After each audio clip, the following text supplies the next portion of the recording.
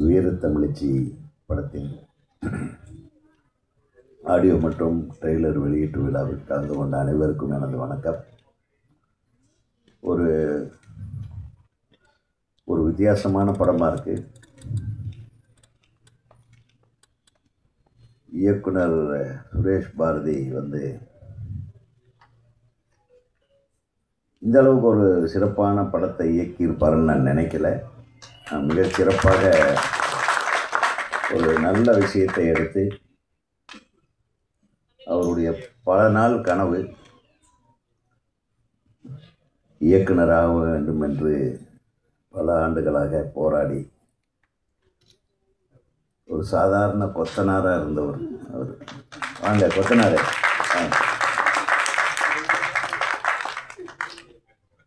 அதாவது சினிமா எப்படி சிறப்பானவர்கள் கைக்கு வரணும் அப்படின்றது ஆண்டவன் தான் முடிவு பண்ணான்.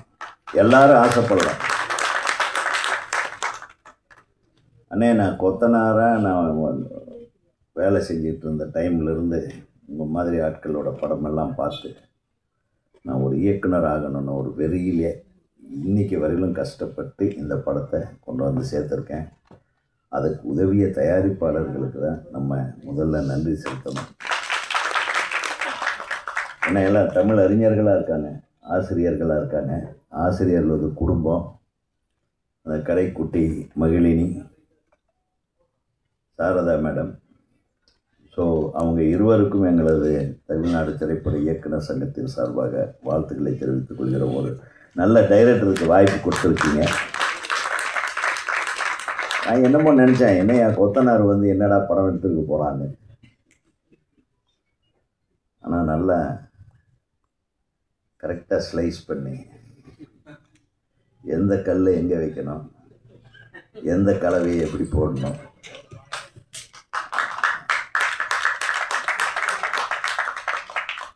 அது ஒரு சாதாரண விஷயம் இல்லை. ஒரு இயக்குனரை ஒரு கட்டட கலைஞராகத்தான் ஒப்பிடுவாங்க.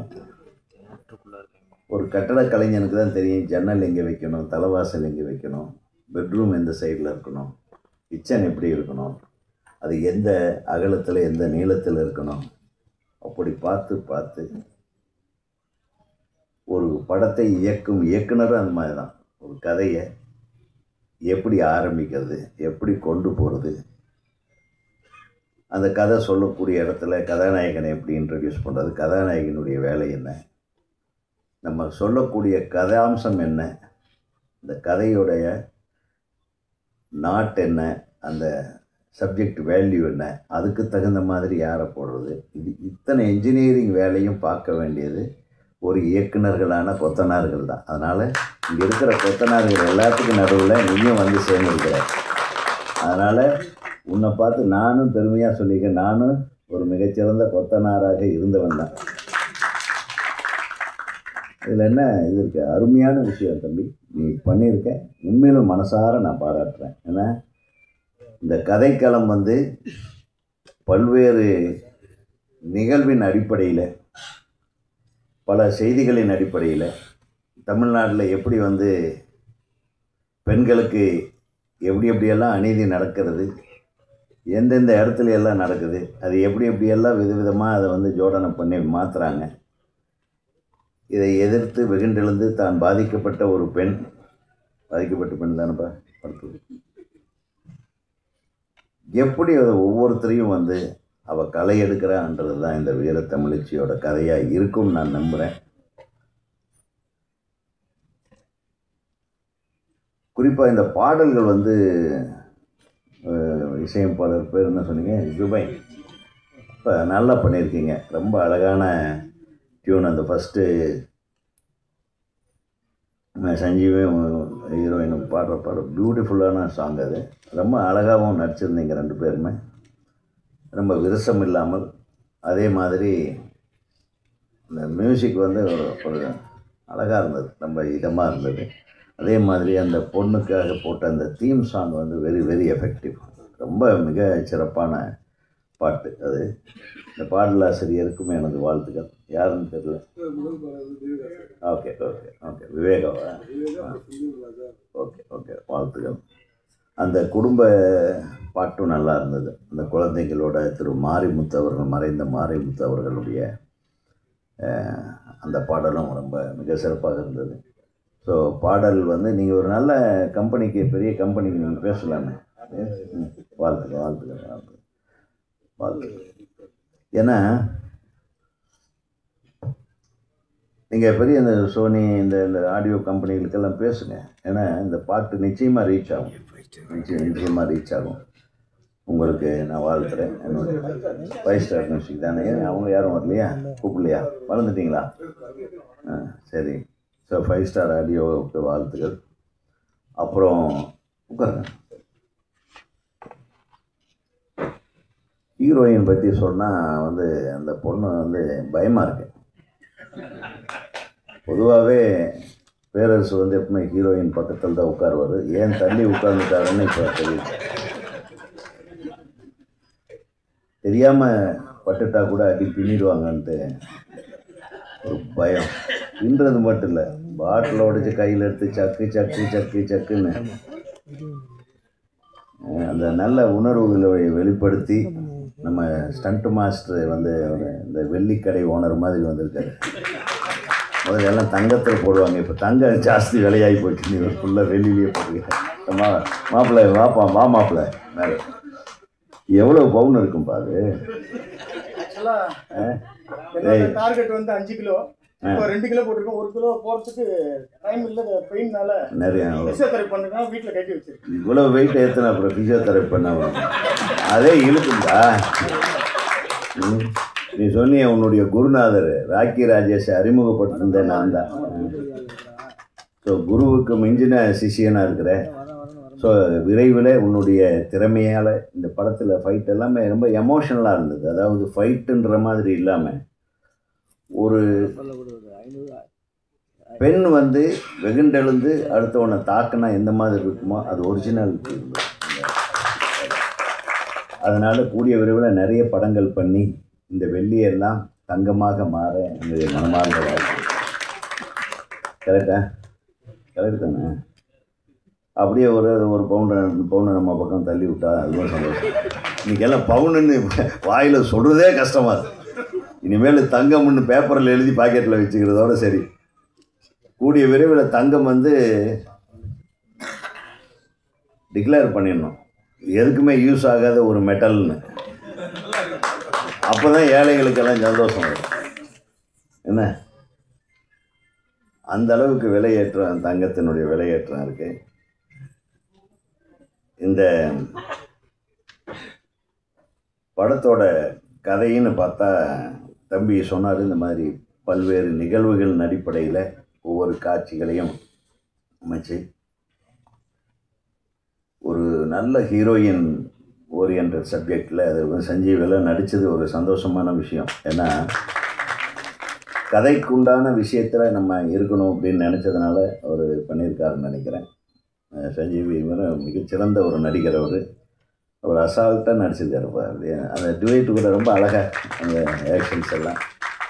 வாழ்த்துக்களுக்கு பெரிய வெற்றி படமாக இது அமைய வேண்டும். நமக்கு நேற்று நைட்டெல்லாம் கொஞ்சம் தூக்கம் வரல, 2 நாளாக கொஞ்சம் ஒரு மாதிரி டிஸ்டர்ப்டாக இருந்தேன். உங்களுக்கு தெரியும், கரூரில் நடந்த திரு விஜய் அவர்களுடைய பிரச்சார கூட்டத்தில் நடக்கக்கூடாத ஒரு சம்பவம் நடந்துச்சு. 40 விலைமதிப்பில்லாத உயிர்களை இழந்திருக்கோம். 41. இதில் நம்ம சொல்கிறது கருத்தை பதிவு பண்ணுறதுன்னு இன்னும் அதுக்காக நான் சொல்லலை. பொதுவாகவே அரசியல் கூட்டங்களுக்கு போகும்போது குழந்தைங்களெல்லாம் கூட்டிகிட்டு போகாதீங்க. இந்த கூட்டம் நெரிசல் இருக்கக்கூடிய பகுதிகளுக்கு செல்லாமல் கொஞ்சம் தூரமே தள்ளி நின்று பாருங்கள். எத்தனை பேர், எத்தனை குடும்பங்கள், அந்த உயிர்களை இழந்தவர்களுடைய குடும்பங்கள் எப்படி தத்தளிக்கும், எவ்வளவு வேதனையில் இருப்பாங்க, எவ்வளவு எதிர்கால கற்பனைகளோட ஒரு திருமணம் செய்து கொள்ளக்கூடிய ஒரு தம்பதி தம்பதிகளாக போகிற ஒரு பொண்ணும் மாப்பிள்ளையும் கூட அதில் இறந்துட்டாங்கன்னு கேட்கும்போது ரொம்ப மனசு ரொம்ப ரொம்ப சுமையாக இருந்தது. இதை கேட்டு நடிகர் திரு விஜய் அவர்கள் மனசு எவ்வளோ பாடுபட்டிருக்கோம். நம்ம எல்லாரும் வந்து இறந்தவர்களோட குடும்பங்களோடு சேர்த்து நடிகர் திரு விஜய் அவர்களுடைய மனசோடு நம்ம நிற்போம். ஏன்னா இது யாரும் எதிர்பார்க்காத நடந்த ஒரு விபத்து. எதுக்கு விசாரணை அது இது வருது, அது என்ன ஏதுன்னு பின்னாடி அது அரசியல், அதுக்குள்ளே போக வேண்டாம். நமக்கு உயிர்கள் தான் முக்கியம். போன உயிர்களை மீட்டெடுக்க இறைவனாலும் முடியாது. இறைவனால் முடியாத ஒன்று என்னென்னா எத்தவங்களை உசுரோடு கொண்டு வர்றது. ஆக அந்த குடும்பங்களுக்கு ஆழ்ந்த இரங்கலை தெரிவித்து ஒரு செகண்ட் நம்ம ஒரு மௌனமாக எல்லாரும் அஞ்சலி செலுத்தலான்னு நினைக்கிறேன்.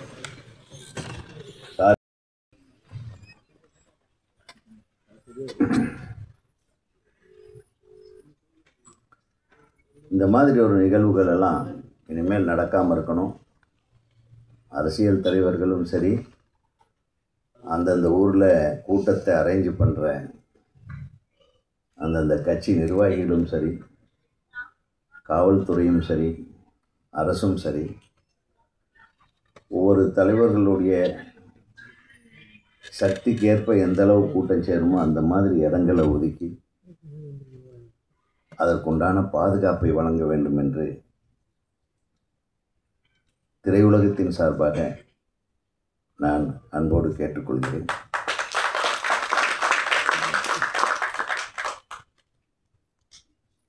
இந்த வீரத்தமிழச்சி படம் ட்ரெய்லர் பார்த்த உடனே எனக்கு ஒரு ஃபீல் வந்தது. இந்த படத்துக்கு நிறைய தியேட்டர்கள் கிடைக்கணும். இன்றைக்கி தியேட்டர்கள் கிடைக்கிறது கஷ்டம்தான். ஒரு நல்ல வியாபார நுணுக்கங்கள் தெரிந்த, இந்த தியேட்டரை பிடிக்க வல்லமை படைத்த ஒரு டிஸ்ட்ரிபியூட்டர் இதுக்கு கிடைக்கணும். கிடைச்சிச்சா? பேசிகிட்டு இருக்கீங்க. ஆக நல்ல மிகச்சிறப்பான படம். தயவு பண்ணி நீங்கள் என்ன பண்ணுங்கள், ஒரு 100 தியேட்டர் எல்லாம் கூட போகாதீங்க. ஒவ்வொரு ஏரியாவிலையும் ஒரு 10 தியேட்டர்னு போட்டால் கூட 70 தியேட்டரு 60 தியேட்டரு, இல்லைன்னா ஒரு 5 தியேட்டர்னு போட்டால் கூட ஒரு 40-50 தியேட்டரில் 3-4 காட்சிகளாக 3 காட்சிகளாக வேணும்னு கேளுங்க. இந்த 3 காட்சிகள் ஓடக்கூடிய படங்கள் மட்டும்தான் மக்கள் மத்தியில் போய் சேருவதற்கு ஒரு 4-5 நாள் ஆனாலும் அதுக்கப்புறம் அதை வந்து மக்களுடைய அவங்களுடைய தம்பி என்னப்பா ஃபோனில் தியேட்டர் பிடிக்கிறியா?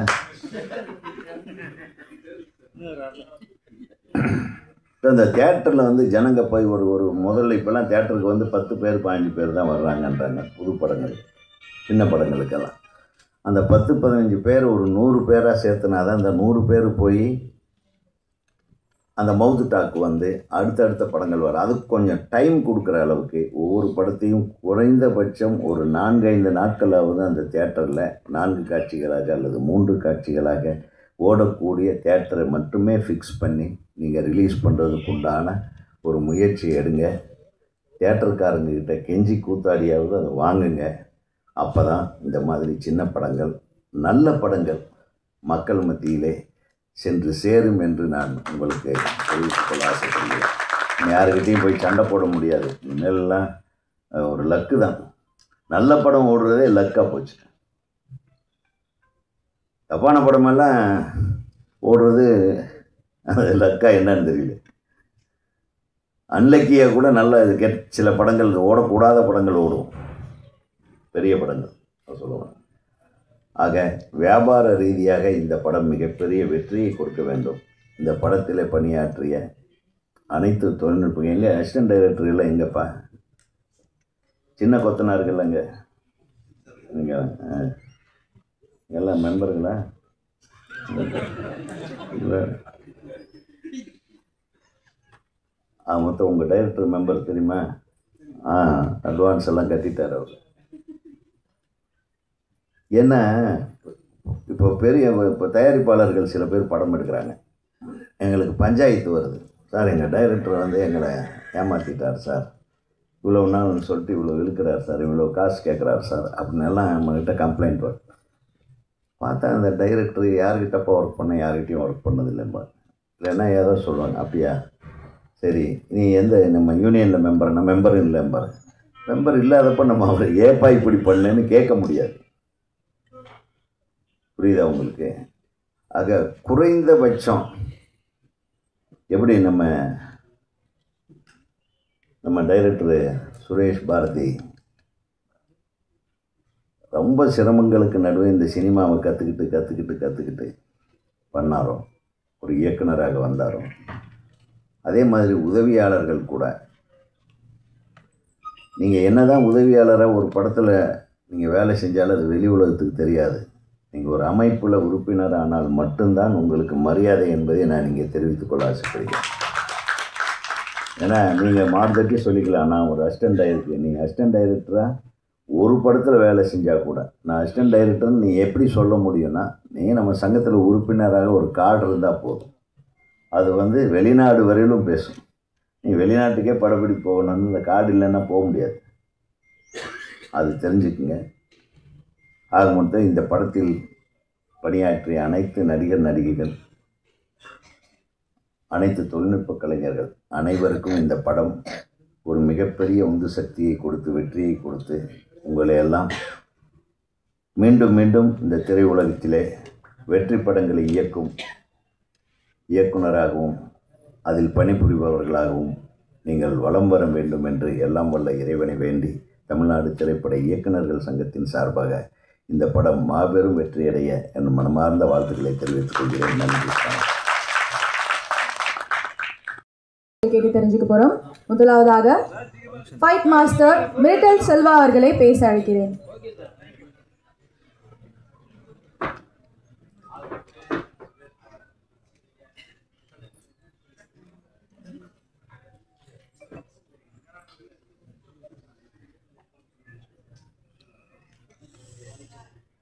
லாயர் ஷீலா ஆனந்த் அவர்களை கௌரவிக்கும் வகையில்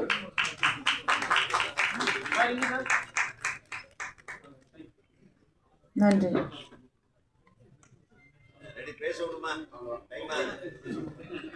ஓகே சார். எஸ், முதலாவதாக ஸ்டண்ட் மாஸ்டர் மிரிட்டல் செல்வா அவர்களை பேச அழைக்கிறேன்.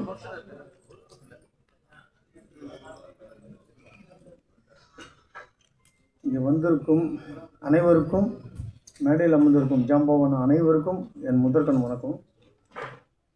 மகிழினி கலைக்கூடம் இந்த படத்தோட வீர தமிழ்ச்சி, இந்த படத்துக்கு ஃபைட் மாஸ்டர் மிரிட்டல் செல்வா நாம் தான். ஃபுல்லும் படம் முழுவதும் ஆக்ஷன். இந்த படத்தோட ஹீரோயினி பார்த்தீங்கன்னா சுஷ்மிதாவுக்கு ஃபைட்டு ட்ரைனிங்கு எதுவுமே கொடுக்கல. ஆனால் சொன்னதை புரிஞ்சுக்கிட்டு ஒவ்வொரு ஃபைட்டுமே 3 ஃபைட் இருக்குது அவங்களுக்கு. சஞ்சீவ் சாருக்கு விஜய் சார் நண்பர்னு தான் எல்லாருக்கும் தெரியும்ல. நான் விஜய் சார் மெயினில் வச்சுருந்தா ஒரு ஃபைட்டே எடுத்தேன் சஞ்சீவ் சார். ஏன்னா விஜய் சாருக்கு ஃபைட்டு டூப்பு கில்லி முதல் அழகு தொம்பம் வரை 8 படம் நாம் தான் டூப்பு. அதுக்கு அண்ணன் பேரரசு சாரோட படம் திருப்பாச்சி, சிவகாசி படம் முழுவதும் 2 படத்துக்குமே நான் தான் டூப்பு. விஜய் சாருக்கு கம்போஸ் பண்ணது நான் தான். என்னோடய குருநாதர் ராகிராஜஸ்க்கு இந்த நேரத்தில் நன்றி சொல்லுகிறேன். ஏன்னா பேரரசு சார் இருக்கார் பக்கத்தில். அவர் பேரரசு சார் ஃபைட்டு இப்படி தான் எடுக்கணுன்றதை பார்த்து தான் இது வரைக்கும் நிறைய படங்கள் எனக்கு லைவாக தான் வந்துட்டுருக்கு நிறைய படங்கள். ஆனால் நான் பண்ண படம் பார்த்தீங்கன்னா திருப்பாச்சி, சிவகாசி பேஸ் பண்ணி தான் சஞ்சீவ் சாருக்கு ஃபைட்டு அந்த மாதிரி தான் எடுத்திருக்கேன். டேரக்டர் இது டேரக்டர் பார்த்தீங்கன்னா லைவ் அண்ட் கமர்ஷியல் ரெண்டும் மிக்ஸ் பண்ணி எடுக்கணும் மாஸ்டர்னு சுரேஷ் பாரதி சார் நன்றி தெரிவிக்கிறேன். இந்த எக்யூப்மெண்ட்டு எல்லாம் கொடுத்து இதில் 3 கேமரா செட்டப்பில் தான் ஃபைட்டே எடுத்திருக்கேன். எல்லாம் ஃபைட்டுமே. அதுக்கு ப்ரொடியூசர் 2 பேருக்குமே ரொம்ப நன்றியை தெரிவிச்சுக்கிறேன் இந்த நேரத்தில். இசை நாயகன் ஜுபின் சார், பழைய வண்ணாரப்பட்ட, திரௌபதி, ருத்ரதாண்டவம், இப்போது வீர தமிழ்ச்சி 4 படம் இப்போ பண்ணியிருக்கேன். 5வது படம் எலிஃபெண்ட்டுன்னு ஒரு படம், யானை படம் ஒரு படம் பண்ணுறோம். சேர்ந்து இணைஞ்சு தான் பண்ணுறோம். இது 5வது படம். அடுத்தது ஜுபின் சார். சுஷ்மிதாவை சொல்லணுன்னா வீர தமிழ்ச்சின்னு உண்மையாகவே சொல்லலாம். ஏன்னா அந்த மாதிரி ஒரு ஆக்ஷன் அவ்வளோ டெடிகேட் பர்சண்டாக பண்ணி, ஏன்னா ட்ரைனிங்கே கொடுக்கல. நான் ஃபைட்டு எல்லாருக்கும் ட்ரைனிங் எடுத்து தான் பண்ணுவோம். நிறைய ஹீரோயின் படமும் அதிகமாக பண்ணிகிட்டு இருக்கேன் இப்போ நான். இந்த நேரத்தில் ஹீரோயினுக்கும் நன்றி. ஏன்னா ரொம்ப துன்புறேன். இளையாவை சொல்லணும் ஃபைட்டு அந்த மாதிரி எடுத்துருக்கோம் இளையாவுக்கும். இந்த படம் மேலும் மேலும் வெற்றி அடைய எல்லாம் வல்ல இறைவனை வேண்டுகிறேன். நன்றி, வணக்கம். Thank you sir. அடுத்தபடியாக இயக்குனர் சங்க தலைவர் ஆர்.வி. உதயகுமார் அவர்களை மேடைக்கு அழைக்கிறேன், பேச அழைக்கிறேன்.